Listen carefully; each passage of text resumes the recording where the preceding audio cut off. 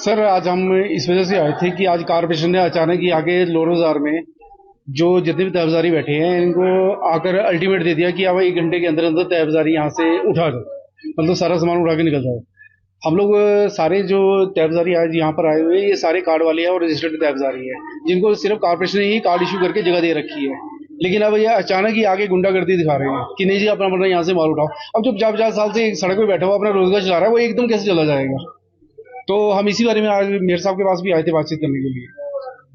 क्या मेयर साहब की तरफ से आपको मेयर साहब ने हमें आश्वासन दिया है कि जो हमारा ये जो माल लगा रहे हैं दुकानें लगा रहे हैं हमारा एक स्ट्रीट वेंडिंग एक्ट बना हुआ है जिसको ये कमेटी इम्प्लीमेंट नहीं कर रही है, जिसमें साफ साफ दिया गया है कि आप तहबजारी को ऐसे नहीं खदेड़ सकते ना उठा सकते हैं।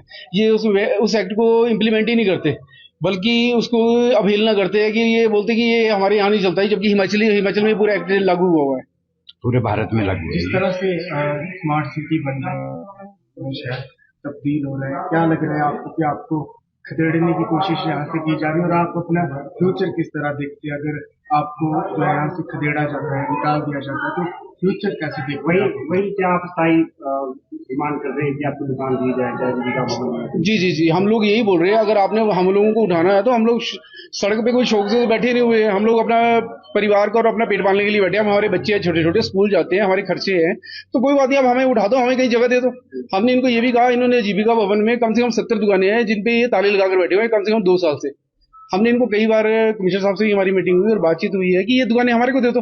अगर ये 70 दुकानें लोअर बाजार में लोगों को देते तो ये पूरा लोअर बाजार खाली हो जाता, क्योंकि लोग इतने ही बैठे हुए हैं लोअर बाजार में। लेकिन ये लोग ये चाहते ही नहीं है, जबकि ये सिर्फ तहबजारियों के लिए दुकानें बनाई गई है।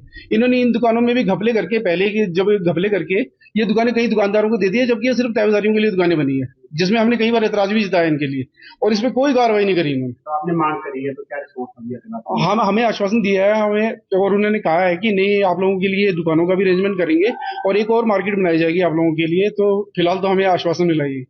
इससे पहले जो है भाजपा की नगर निगम थी, क्या उनके पास भी आपने अपनी मांगे रखी?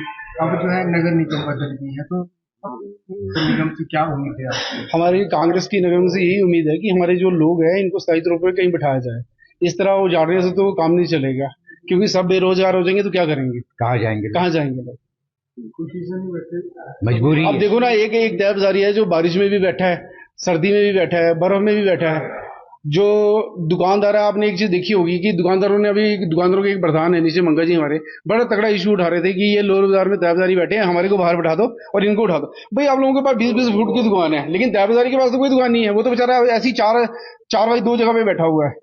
तो हमारा कहने का मतलब ये है कि उनको भी एक ये दे रहे हैं कि तहबजारी जाएगा तो कहाँ जाएगा अगर ये गरीबों के पेट में लात मारनी शुरू कर देंगे। तो हम कोई अपनी उसमें तो बैठे नहीं, शौक से तो नहीं बैठे। तो कोई समय सीमा भी इसमें तहबजारी ने तय करी है कि समय सीमा के अंदर जो है आप अपनी मांगे? सर समय सीमा यही है, इन्होंने अभी हमारी कल कोर्ट में भी पेशी है, तो कोर्ट के कोई ऐसे तो ऑर्डर आए नहीं है कि जी तहबजारियों को खदेड़ दो, लेकिन अपनी गुंडागर्दी चला रही है कारपोरेशन। कोर्ट के नाम पे ना जानबूझ के लोगों को तंग कर रही है, और कोर्ट ने ऐसा कोई ऑर्डर नहीं दिया कि आप पूरे शिमला से तहबजारियों को उखाड़ दो।